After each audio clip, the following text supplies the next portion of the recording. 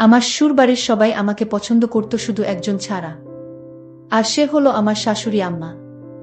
আমার শাশুড়ি আম্মা আমাকে কিছুতেই পছন্দ করত না, আর তাই আমার শাশুড়ি আম্মা শ্বশুরকে কুপরামর্শ দেয়। আর আমার শাশুড়ি আম্মার কথায় আমাকে একদিন বাথরুমে নিয়ে আমার সাথে।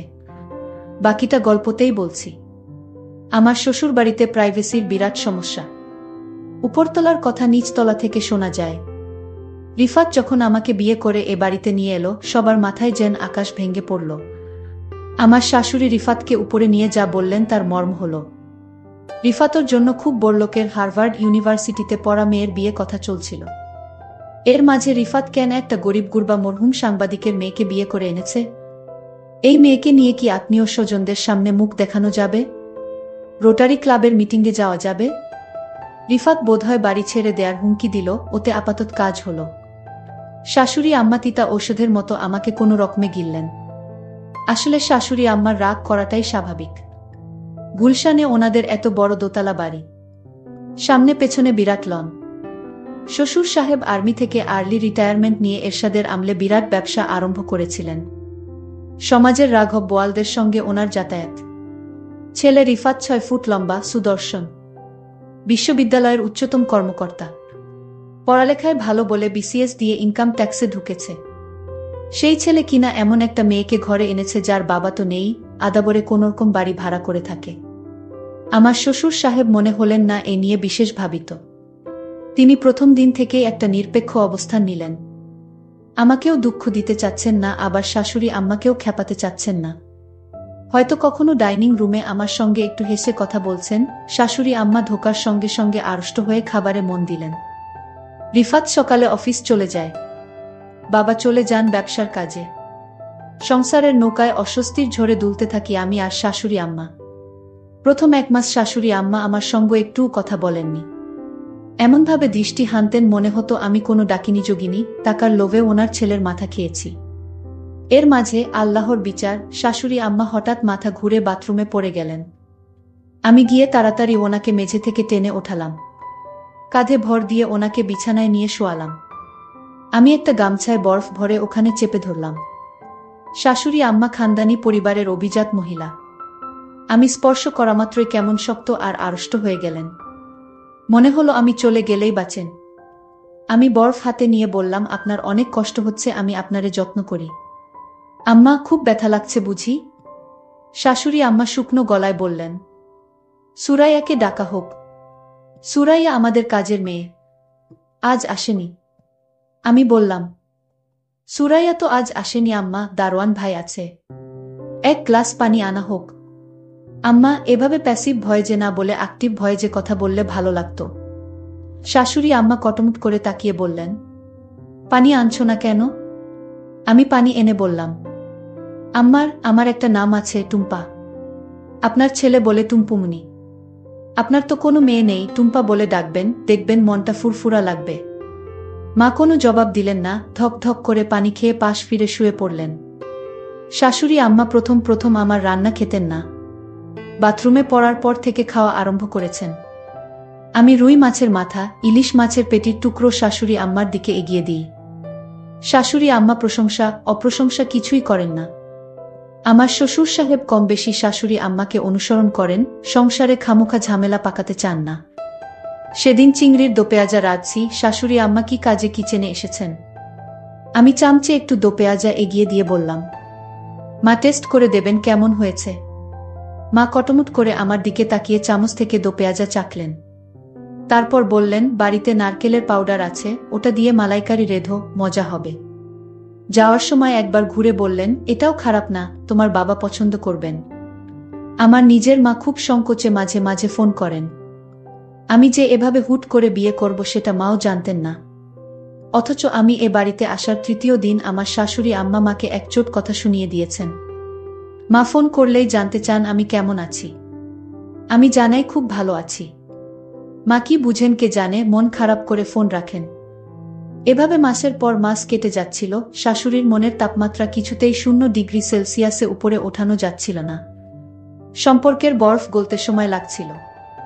অবশেষে একদিন সন্ধ্যায় আমি শাশুড়ি আম্মার প্রাণ ভোমরার সন্ধান পেলাম। আমাদের বাড়িতে রাত 8টায় খাওয়ার নিয়ম। রাতের খাওয়া শেষ হলে একটু গুছিয়ে আমি সোজা বেডরুমে চলে যাই। তখন থেকে সকাল 7টা পর্যন্ত সময়টা রিফাত আর আমার। এই সময়টা আমি অর্জন করি সারাদিন শাশুড়ি আম্মার অবহেলা সহ্য করে। পারতপক্ষে তখন আমি ঘর থেকে বের হই না। আমি আর রিফাত মনের সুখে মুভি দেখি। সেদিন কি কারণে বেরিয়েছি? ওমা, দেখি ড্রয়িং রুমে শাশুড়ি আম্মা একা একা খিল খিল করে হাসছেন। ওনার এরকম হাসি আমি কখনো শুনিনি। দরজার কাছে গিয়ে দেখলাম শাশুড়ি আম্মা স্টার প্লাসে শ্রীমান শ্রীমতী নামের এটা সিরিজ দেখছেন। আমি আস্তে করে গিয়ে শাশুড়ি আম্মার পাশে বসলাম। আম্মা একবার কটমট করে আমার দিকে তাকালেন, তারপর আবার টিভিতে মনোনিবেশ করলেন। হাসির মুভি তো চাইলেও গম্ভীর থাকতে পারছিলেন না, একটু পর পর ফিক করে হাসছিলেন। আমিও হাসিতে যোগ দিয়ে বললেন, আম্মা দেখেন মনীষা এটা কি করলো। যাই হোক, আমি শাশুড়ি আম্মাকে সবসময় হাসি খুশি রাখার চেষ্টা করতাম, কিন্তু শাশুড়ি আম্মা আমাকে পছন্দ করত না। শাশুড়ি আমার সাথে সবসময় আচরণ খারাপ করে। মনে হয় এ বাড়িতে আমি তাদের শত্রু। আমার স্বামী আমাকে অবশ্যই পছন্দ করে, কিন্তু আমার শাশুড়ি আম্মা আমাকে পছন্দ করে না। এক রাতে শাশুড়ি আম্মা আমার শ্বশুরের সাথে কানাকানি করছে। ফিসফিস করে আমার বিরুদ্ধে কি যেন বলল, আমি তেমন কিছু বুঝতে পারিনি। তবে এরপর দিন থেকে বাড়িতে আমি আমার শ্বশুরকে অন্যরকম দেখতে পেলাম। শ্বশুর আমাকে আগে যেভাবে বোমা বলে ডাকতেন, আজ আর তার মুখে সেই মধুর ভাষা নাই। প্রতিদিন সকালে নাস্তা করার সময় শ্বশুর আমাকে নিয়ে একসাথে নাস্তা করতেন, কিন্তু আজ আমাকে ডাক দেয়নি একসাথে নাস্তা করার জন্য। আমি বুঝে গেছি শাশুড়ি আম্মার কান পড়া পেয়েছে। জানি না আমার সাথে কি হয়। এরপরের দিন আমি আমার রুমে ঘুমাতে গেলাম। তারপর শ্বশুর আব্বা গভীর রাতে আমার রুমে প্রবেশ করল। আমি শ্বশুর আব্বাকে জিজ্ঞেস করলাম, বাবা আপনি এত রাতে আমার রুমে কেন? শ্বশুর আব্বা বললেন, শোনো মা, আমি তোমায় একটা কথা বলতে চাই। তুমি আমার কতটা রাখবে? কি কথা শ্বশুর আব্বা? শ্বশুর আব্বা বললেন, শোনো মা, এই বাড়িতে থাকতে হলে তুমি আমার একটি কথা রাখতে হবে। শ্বশুর আব্বাকে বললাম, কি কথা? কিন্তু শ্বশুর আব্বা বললেন, অন্য একদিন বলবো, আজ থাক, এখন তুমি ঘুমাও। শ্বশুর আব্বার মধ্যে আমি এক অন্যরকম দৃষ্টি দেখতে পেলাম, যা আমি আগে দেখিনি। এ বাড়িতে আমি প্রায় 6 মাস ধরে আছি। আজ শ্বশুর আমাকে কি বলতে চেয়েছিল তা আমি জানি না। এর 2-3 দিন পর আমি লক্ষ্য করলাম শ্বশুর আব্বা আমাকে তার মনের ভিতর লুকায়িত কথাটা বলার চেষ্টা করছে। আমি মনে মনে চিন্তা করলাম, শ্বশুর আব্বা কি বলতে চায় তা আমি শুনতে চাই। পরের দিন রাতে আমার শরীরে প্রচণ্ড জ্বর আসছিল, আমার খুব খারাপ লাগছিল। আমার পাশে কেউ নেই, একা একা রুমে জ্বরে আমি কাকড়াতে লাগলাম। এমন সময় হঠাৎ শ্বশুর আমার রুমে প্রবেশ করল। আমি শ্বশুর আব্বাকে দেখে চমকে গেলাম। আমি বললাম, শ্বশুর আব্বা, আমার শরীরের প্রচণ্ড জ্বর, আমার মাথা ব্যথা করছে। শ্বশুর আব্বা বললেন, মা, আমি তোমার মাথায় একটু ম্যাসাজ করে দেই, তাহলে তোমার মাথা ব্যথা কমে যাবে। আমি বললাম, শ্বশুর আব্বা, আপনার কষ্ট করতে হবে না। আমি বুঝতে পারলাম শাশুড়ি যেদিন শ্বশুরকে কানে কানে কিছু বলার পর থেকেই শ্বশুর আমার সাথে এমন ভালো ব্যবহার করছে। জানি না এটা কি ভালো ব্যবহার নাকি আমার সাথে অন্য কিছু হতে যাচ্ছে। যাই হোক, শ্বশুর আব্বা বললেন, মা, তোমার শরীরের অনেক জ্বর, তাছাড়া তোমার মাথা ব্যথা করছে, আমি তোমার মাথায় ম্যাসাজ করে দেই। আমার মাথাটা এত ব্যথা করছিল, আমি কিছুতেই আর না করতে পারলাম না। আর তাই শ্বশুর আব্বা আমার মাথায় মালিশ করে দিচ্ছিল। আমার খুব ভালো লাগছিল। আমার মাথা ব্যথাটা অর্ধেক কমে গিয়েছে। শ্বশুর আব্বা আমাকে বললেন, মা, আমি তোমার আর কোথায় মালিশ করে দিব?